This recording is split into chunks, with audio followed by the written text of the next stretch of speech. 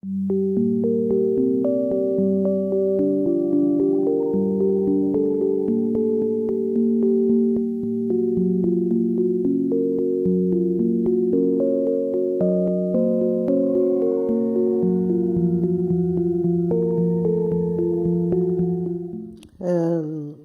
une précision, j'écris un livre, un chantier long et difficile, donc c'est à partir de mon livre que j'ai parlé de la nouvelle architecture, et c'est vrai que la Biennale d'Araviana est venue conforter un peu mes interrogations sur ces transformations du monde. Donc Christian de Porzampar vient de nous apporter ces belles leçons sur les relations entre le passé qui peuvent guider nos actions de mode positif ou négatif, disons, mais orientés en tout cas. Ces belles leçons sur l'espace, les vides et les pleins. Et moi, j'apporte une série d'interrogations, des questions sur la difficile époque que nous vivons, la réalité actuelle, et comment, à partir de cette réalité, préparer le futur. Je pense que la prise de conscience de ces dernières années du durable compris comme social, comme environnemental et énergétique, bien sûr, évidemment, a profondément transformé toutes nos manières d'envisager dans toutes les professions, dans tous les champs disciplinaires. On ne peut plus continuer à réfléchir, à agir comme nous le faisions il y a 30 ans, 40 ans. Et forcément, nous ne sommes pas armés pour apporter des réponses précises à ces questions. Nous sommes en plein tâtonnement. Et en architecture, nous sommes nombreux à chercher des solutions à tous ces problèmes qui se posent, qu'ils soient sociaux. On voit maintenant ces crises migratoires immenses que nous traversons en Europe, qui vont devenir, pour l'instant, économiques et politiques, et quand elles deviendront climatiques, elles seront encore plus graves, et nous sommes tous concernés. Nous savons que affronter les changements climatiques, il faut qu'on soit armés, et on est profondément désarmés, nous tous. Et la dernière biennale, justement, a eu le mérite de recenser plusieurs expériences très, très novatrices et qui donnent de l'espoir, parce qu'on voit que dans le monde entier, on cherche des solutions, certes modestes, certes osées, parfois très, très, très simples, parfois extraordinaires, mais toujours qui donnent de l'espoir sur la construction de cet avenir qui est là, qui chaque jour se rapproche, chaque jour qui passe est déjà un jour de l'avenir. Et donc j'ai regroupé cet ensemble de mutations dans ces livres qui correspondent à une gestation très très difficile, puisque je l'écris depuis presque 8 ans maintenant, entre deux projets, et que j'espère les sortir à la fin de l'année ou au début de l'année prochaine, et qui s'appelle justement Les signes annonciateurs d'une nouvelle architecture. Donc j'ai regroupé une série de thèmes donc, que j'approfondis sur les textes du catalogue de la Biennale. Ici, je vais faire très court, mais je voudrais montrer à travers des cas concrets certains thèmes et quels sont les dispositifs architecturaux qui peuvent correspondre, disons, à des solutions concrètes, disons, apporter des bribes de réflexion, de solutions à cette problématique que j'ai regroupée sous des thèmes. Le premier étant donc l'aspect social qui est indissociable de la notion du durable. On ne peut pas comprendre l'homme faisant partie intégrante de l'environnement, on ne peut pas séparer homme et environnement. Donc, les crises environnementales concernent la nature et l'homme. Évidemment, pour tous ceux qui sont rompus aux idées, aux lectures de Descola, de Latour, etc., je n'apprends rien, mais quand on parle durable, il faut comprendre homme et environnement. On ne peut pas parler du durable simplement sur des aspects climatiques, ce serait très réducteur de la réalité que nous vivons tous. Le deuxième thème, flexibilité, adaptabilité, recherche, expérimentation de solutions d'urgence, ça va avec le social, d'ailleurs c'est le deuxième. préservation de l'identité des lieux, économie des formes et des matières, est-ce qu'elles vont générer une nouvelle esthétique, création d'espaces support en tant que support des vies collectives et une architecture connectée, une architecture liée à la ville, à la culture, à la nature, à l'homme. On va voir à travers mes travaux comment tous ces thèmes, j'essaie d'apporter des réponses modestes à travers beaucoup de luttes. Parfois, je lutte beaucoup pour les obtenir, je les propose, mais je dois les abandonner en cours de route parce que pour des raisons budgétaires évidentes, on n'arrive pas à réaliser tout ce qu'on veut. Le sujet logement est un sujet extrêmement riche et varié qui mériterait à lui tout seul dépasser 1 heure. Donc, mais je vais me concentrer à d'autres types de projets publics que je montrerai après. Ici, c'est une série de logements que je réalise, certains à Massy, d'autres à Versailles, d'autres à Bordeaux, d'autres à Metz, qui sont certains finis, d'autres en cours de réalisation, et qui présentent tous, je ne voudrais pas rester aux simples aspects formels, mais évidemment, il y a des formes, des idées récurrentes qu'on retrouve dans tous ces projets formels, mais surtout des idées qui concernent la flexibilité, l'évolutivité, la proposition de typologies nouvelles d'habitat pour que l'habitat ne soit pas des simples produits, mais correspondent vraiment au nouveau type de mode de vie. Mais c'est un sujet en soi, comme je dis, donc je ne veux pas les développer ici. Je vais me concentrer sur tous ces thèmes qui parcourent mes travaux et qui correspondent justement aux thèmes principaux que j'appelle la nouvelle architecture, parce que je pense que l'architecture est en profonde mutation et que nous acheminons vers un nouveau type d'architecture que j'ai appelé nouvelle architecture, qui sera celle quand l'architecture aura atteint ces nouvelles réflexions, ces recherches, ces expérimentations auront mûri, parce que pour l'instant nous tâtonnons, on essaye tous, mais nous sommes en plein tâtonnement. Ici, ce sont des recherches que je mène déjà depuis 12 ans, sur l'habitat collectif modulaire en bois. Je me bats beaucoup d'abord auprès des logements d'urgence depuis 2004 pour lancer cette idée, convaincue de la justesse au vu du nombre croissant d'immigrés. Ensuite, à travers l'IGP, avec la ville de Paris depuis longtemps, on commence à voir à Paris des premières réalisations et que ce soit en cherchant du foncier à coût zéro, là c'est le cas sur les barges, sur la Seine, parce qu'on peut construire des logements pour immigrés en plein centre-ville afin d'éviter des phénomènes de marginalisation, à condition de ne pas d'éviter les coûts exorbitants du foncier parisien.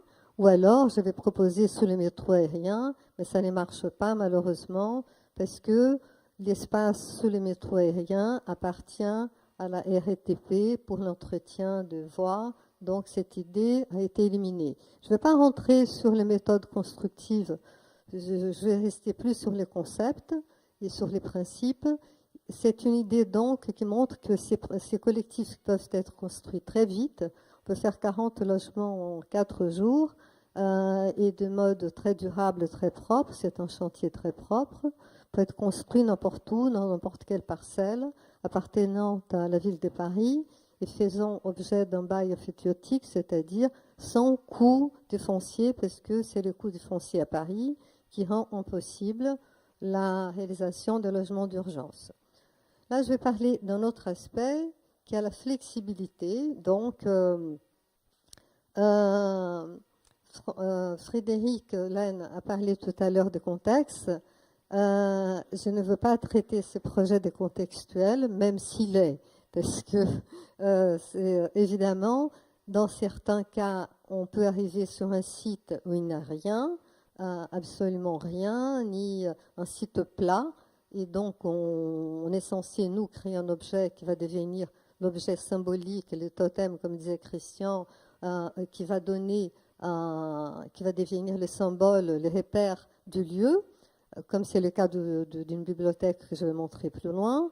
Mais ici, non seulement sur les sites étaient très contraints parce qu'il s'agissait d'un terrain triangulaire et c'est la gare emblématique du Grand Paris, la gare de Bourget.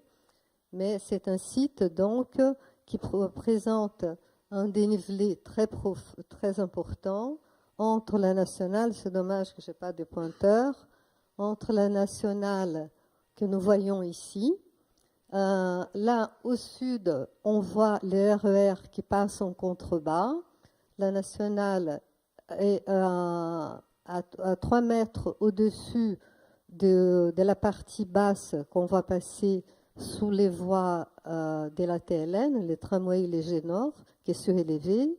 Et je vais gagner ce concours avec un concept que j'avais appelé Total Flex, c'est-à-dire totalement flexible, totalement extensible, pouvant, son architecture contenait en elle-même toutes ces possibilités d'extension future, ne sachant pas par avance si serait possible de franchir la TLN nord, qui est donc au-dessus, et de franchir aussi la gare routière de la TLN qui est en contrebas et la poursuivre, quelle serait la largeur exacte du bâtiment, quels seraient les autres modes de transport qui seraient attenants, est-ce qu'on devrait englober aussi les RER, la gare du RER, qui pourrait venir enrichir ces hubs. Pour l'instant, la gare de base concernait la gare du Grand Paris, les métros de la ligne 16, et aussi les RER qui passent en contrebas. Mais il devrait par la suite pouvoir reglober d'autres moyens de transport. Donc, avec toutes ces inconnues, j'ai appelé ce total complètement flexible, extensible, évolutif, pour pouvoir intégrer toutes les contraintes du site, mais aussi pouvoir par la suite, si on obtiendrait les autorisations du STIF, pouvoir recouvrir les voies, pouvoir recouvrir, comme on voit ici, la petite gare routière, la gare de la TLN au rez-de-chaussée, et proposer un grand espace de bureaux qui va être maintenant des coworking. Donc, la petite gare telle qu'elle était prévue il y a 3 ans, donc qu'on voit ici, est devenue maintenant que toutes les autorisations sont obtenues, une gare qui jouera vraiment son rôle des gares emblématiques du Grand Paris.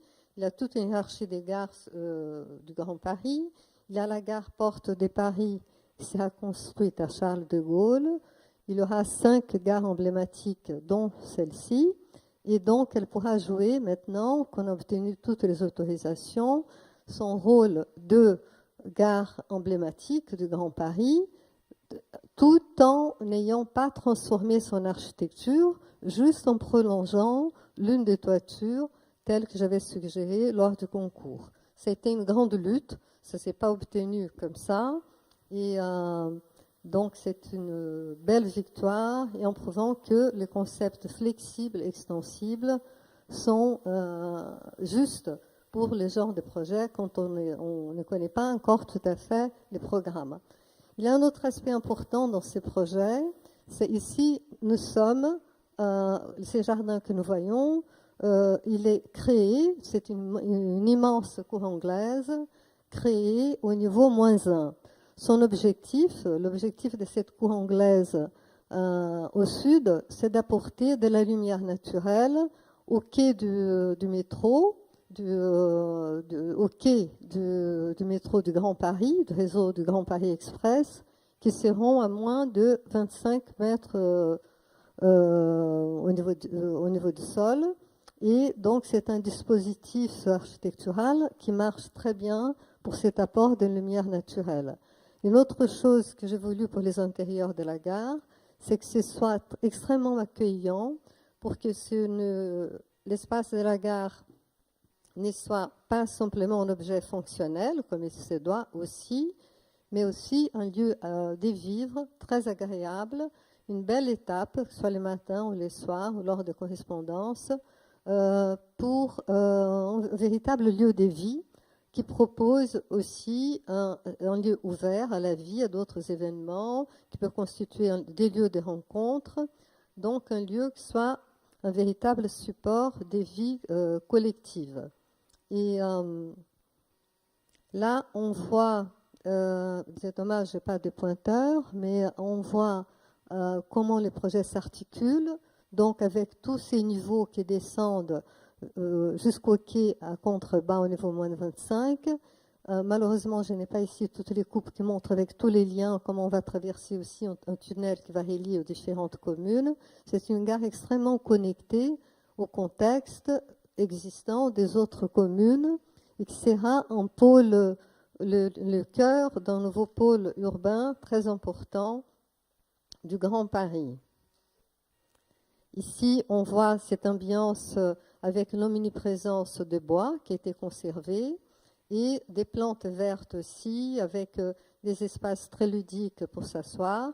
Et une gare est un objet extrêmement technique parce qu'il faut être très attentif à tous les flux, parce qu'on doit respecter les flux des 5 moyens de transport en présence, ceux qui se croisent.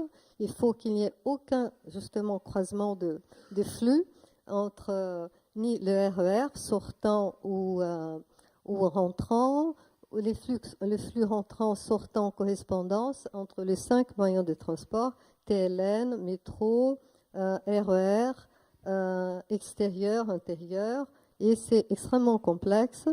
Et j'ai été ravie d'apprendre qu'à l'université, à l'école d'architecture de Rouen, il paraît que les étudiants seraient en train d'étudier ma gare comme modèle de fonctionnement. C'est vous? Oui? Je l'ai appris cette semaine, ça m'a fait très plaisir pour une gare non encore construite. Ici, nous parlions tout à l'heure des contextes. Le GED est une grande bibliothèque qui fait 25 000 mètres carrés, qui va rassembler la totalité des collections de la Fondation des Maisons de l'Homme et de toutes les bibliothèques des sciences sociales. Ce sera le cœur du futur campus Condorcet, à Aubervilliers, et ça a été les premiers équipements qui ont été construits, bien avant tous les autres équipements universitaires du campus. Et là, vraiment, j'étais très perdue. Je trouve beaucoup plus facile quand il y a un contexte physique construit. Là, j'avais un no man's land, un vide le plus total, un site plat. Et donc, j'allais faire justement un projet créateur de contexte, et c'est ce qui est devenu le cas. Donc, sans connaître ce qui allait se passer, j'ai prévu un projet extrêmement traversant, avec des rues, une rue large, très large qui les traverse, donc nord-sud, un grand parvis, j'ai élargi encore les parvis qui étaient demandés lors du concours, un grand jardin au sud, très vert, un forum très important, c'était demandé lors du concours qu'il y ait un forum, mais c'était juste en rez-de-chaussée avec des surfaces très réduites. J'ai couru le risque, là c'était un grand risque, de proposer les triples de la surface, même plus que les triples de la surface, 5 fois plus la surface demandée de forum, et surtout que ce soit un atrium tout hauteur, avec une possibilité d'ouverture de la toiture ou fermeture pour occultation, que ce soit un forum qui puisse jouer vraiment son rôle des véritables places publiques couvertes, très ouvertes, pour que ce soit un véritable équipement public. Un équipement public, comme son nom l'indique, c'est un bien à tous, c'est un bien commun, c'est un bien public, donc forcément, il doit être un support des vies collectives, très très ouvert aux habitants, à l'ensemble de la ville. Là, en l'occurrence, il est très ouvert au campus Condorcet, mais aussi à tous les quartiers d'Aubervilliers, par son rez-de-chaussée très transparent, comme on verra tout à l'heure. Et un point fort que j'ai voulu dans cette architecture, c'est sa grande ouverture. Donc, là, on voit la rue intérieure et le forum central qui constitue une dilatation dans cet atrium central. Et Ces projets est devenu la colonne vertébrale de tous les campus. Tous les autres projets, par la suite, ont été conçus en ayant comme consigne le respect de la rue intérieure. Donc, tous les projets possèdent, donc pour suivre cette rue intérieure qui vient donc déboucher sur la rue du GED, la rue centrale du GED, et il est devenu comme ça le véritable cœur du quartier, du campus Condorcet, ce qui va animer le quartier. Ici, bon, ce sont les différentes salles, donc on a 4 étages, chacun avec des fonctions très précises, donc surtout des salles de consultation, certaines avec des réglementations précises, d'autres non, plus ouvertes à tous, aussi de bureaux, ce sont les principales fonctions. Ici, on voit une image donc du forum avec qui a la double fonction donc d'être un espace vraiment public, et les salles de lecture donnent sur les extérieurs et sur les forums en même temps. Certaines petites salles animent les forums avec des excroissances comme des boîtes comme ça suspendues sur les forums. Il y a toute une typologie des lieux de consultation de documents qui sera très présent. Le bâtiment est très très vitré avec des verres filtrants triples, un verre respirant pour l'isolation thermique et des Ocalux qui sont des lamelles de bois prises en sandwich entre les verres. Ce sont des dispositifs d'ailleurs industriels qui existent, très économiques, mais qui sont très efficaces pour gérer les apports en luminosité et aussi contrôler les niveaux thermiques des bâtiments. Aussi, il s'agira d'un bâtiment bioclimatique à ventilation naturelle, ce qui est difficile pour une bibliothèque, puisque on aura évité la climatisation. Donc, ce sera une première importante pour un bâtiment contemporain, d'avoir un bâtiment complètement basé sur les principes de la circulation naturelle de l'air, avec les fenêtres qui s'ouvrent et qui produisent donc l'évacuation de la chaleur, et seulement dans les pics de chaleur très très importants qu'on peut avoir lors des jours de canicule, on aura un rafraîchissement, mais pas par des climatisations, par des systèmes assez économiques. Et ici, on voit sont des détails des intérieurs.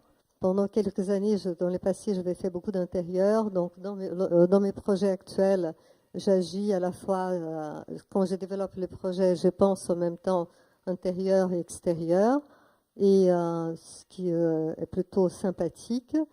Pour certaines salles du rez-de-chaussée, j'ai créé une architecture intérieure très, très attractive et ludique et très ouverte, par des façades pour attirer les jeunes, pour que l'équipement joue vraiment un rôle didactique, pédagogique et attirant aussi, pour attirer les jeunes du quartier.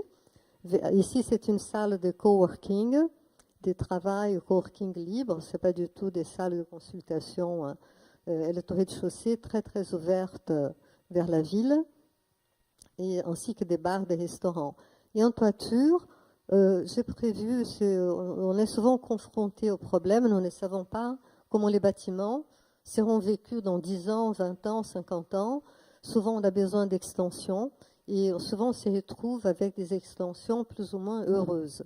Donc, j'ai prévu en toiture des espaces. L'attique est déjà construit à une telle hauteur qui permette qu'une simple couverture vienne fermer l'espace, et aussi toutes les structures du bâtiment ont déjà été calculées pour pouvoir supporter ces extensions en toiture.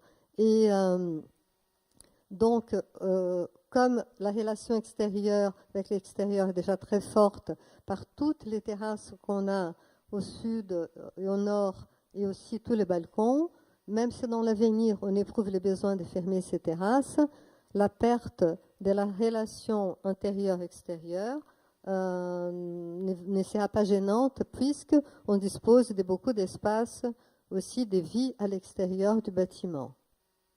Là, c'est un autre sujet très délicat.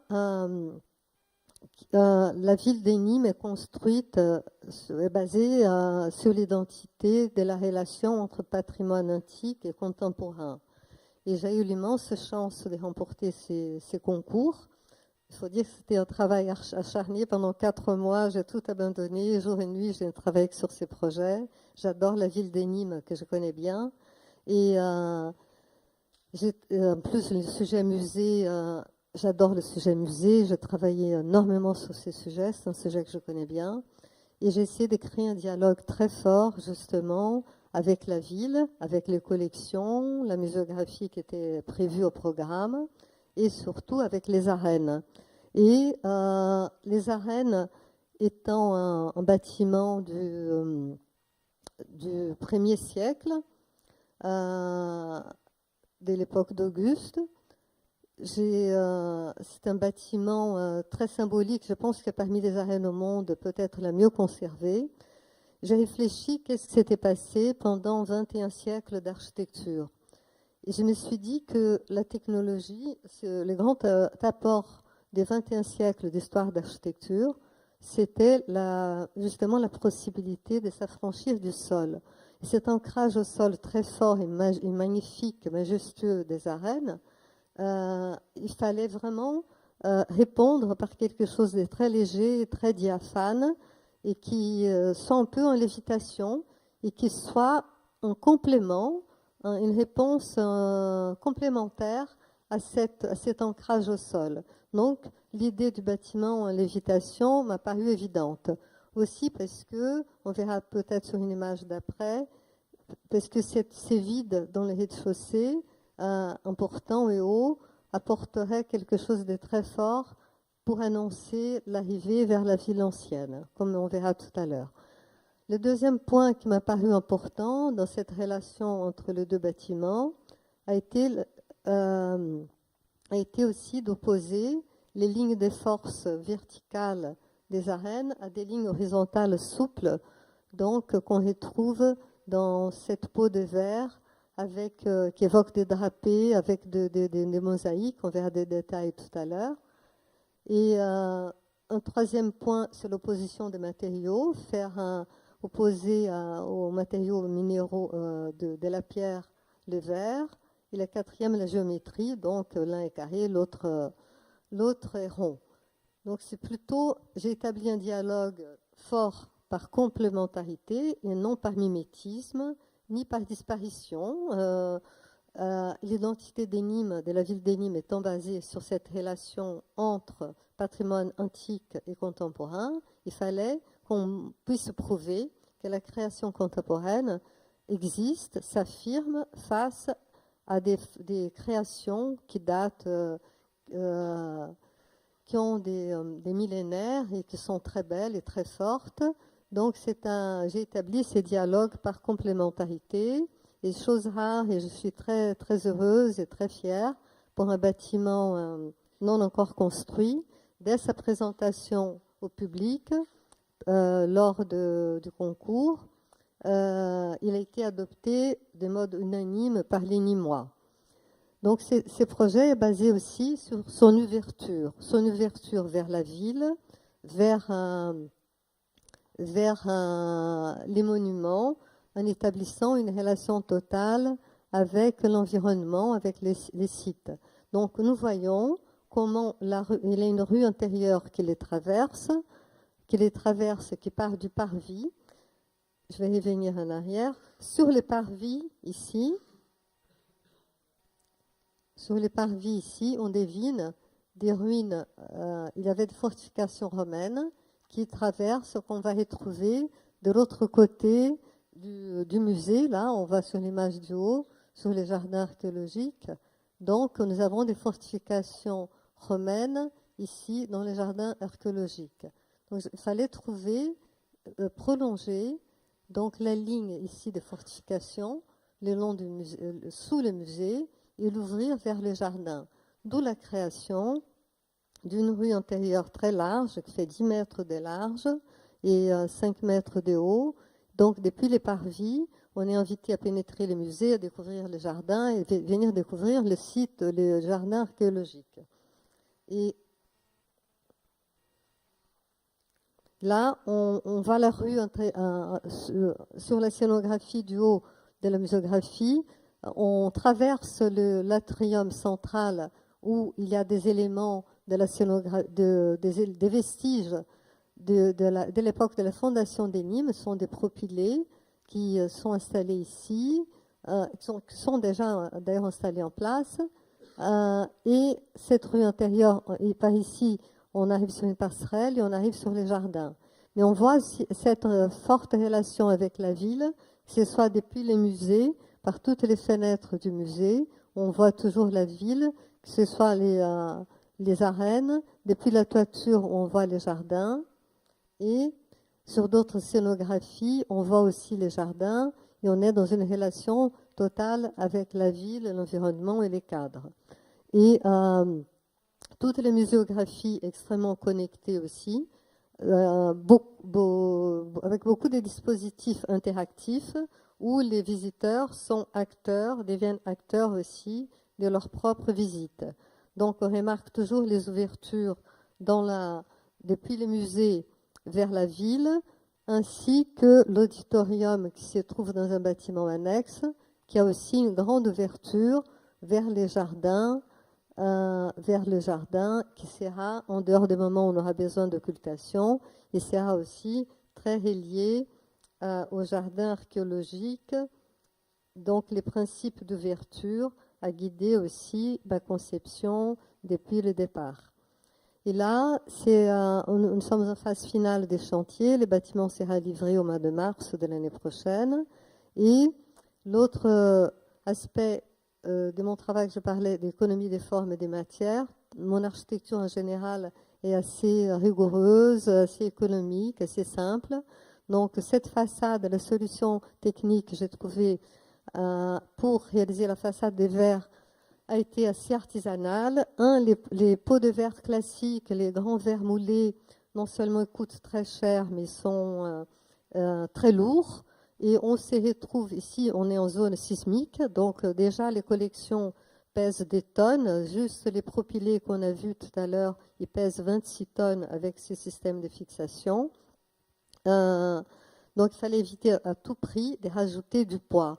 Donc j'ai cherché une solution très légère et peu coûteuse. Ici, c'est les débuts de la pause. D'ailleurs, je suis très émue, ça a commencé cette semaine. Et ce sont des plaques, des verres structurels, toutes simples, qui font 1,50 m de large et 20 cm de haut, avec des sérigraphies tous les 20 cm, qui reproduisent l'idée des mosaïques. Les points forts des collections des musées, ce sont des mosaïques ou des épigraphies, des collections d'épigraphies rarissimes qu'on y trouve d'équivalent vraiment que dans les musées de Rome.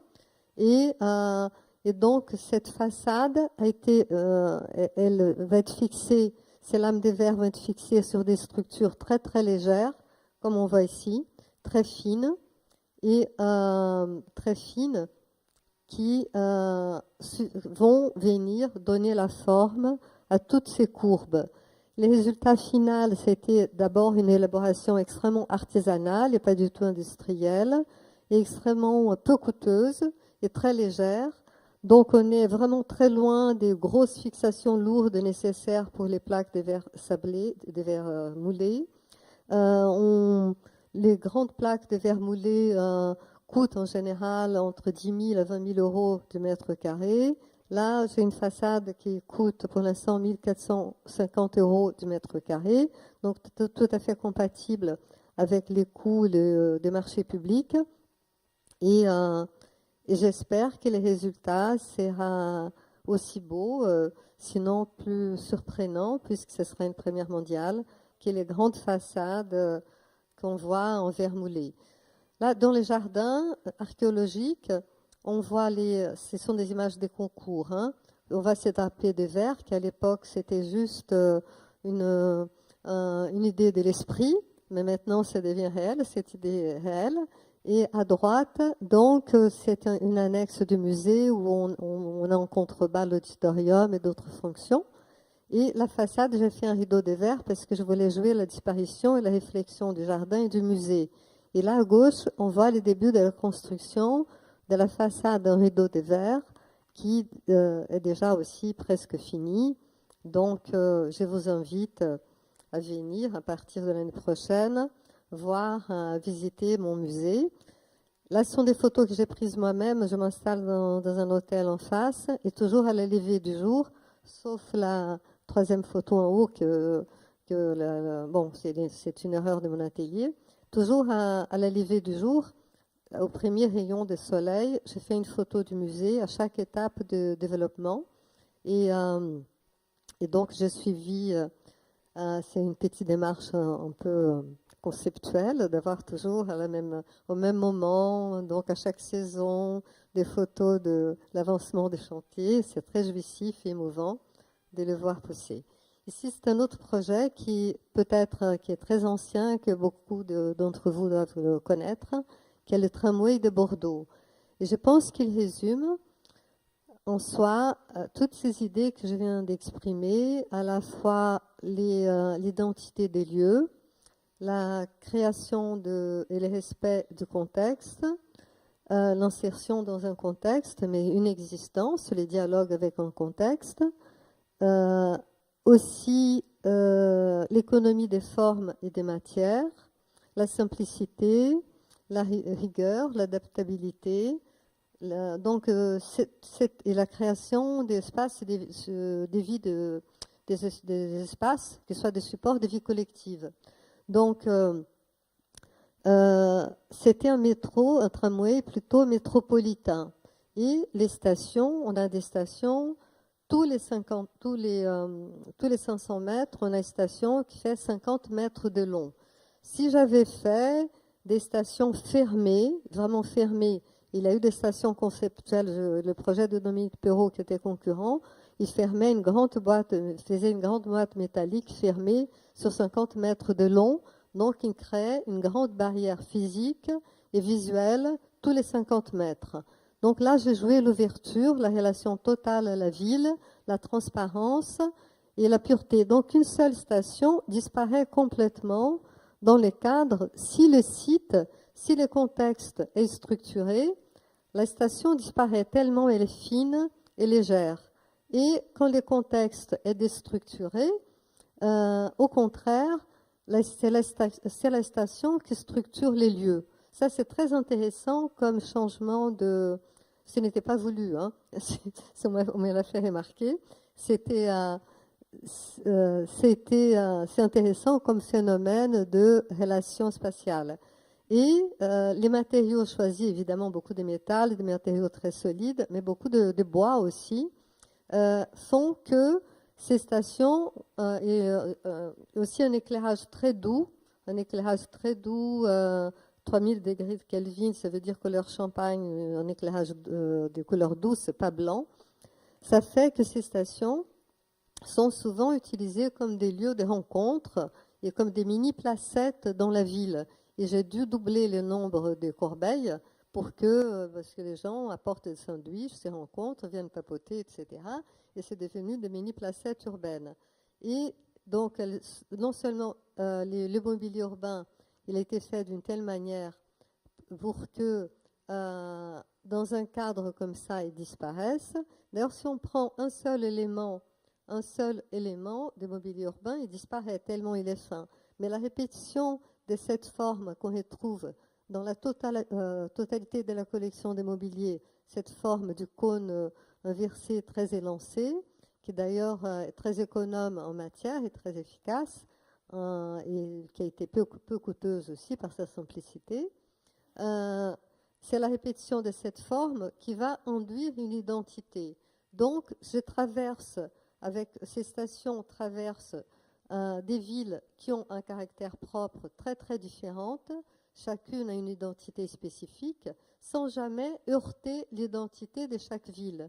Donc, on crée l'identité du réseau métropolitain en créant un mobilier qui est tellement pur et simple, mais c'est la répétition de cet élément dans sa pureté, simplicité et cohérence que va induire l'identité de la région métropolitaine de Bordeaux. Un seul mobilier disparaît Et c'est la répétition des éléments qui va rassembler, unifier, donc fédérer la totalité de ces territoires disjoints, mais dans le respect de l'identité spécifique de chaque lieu.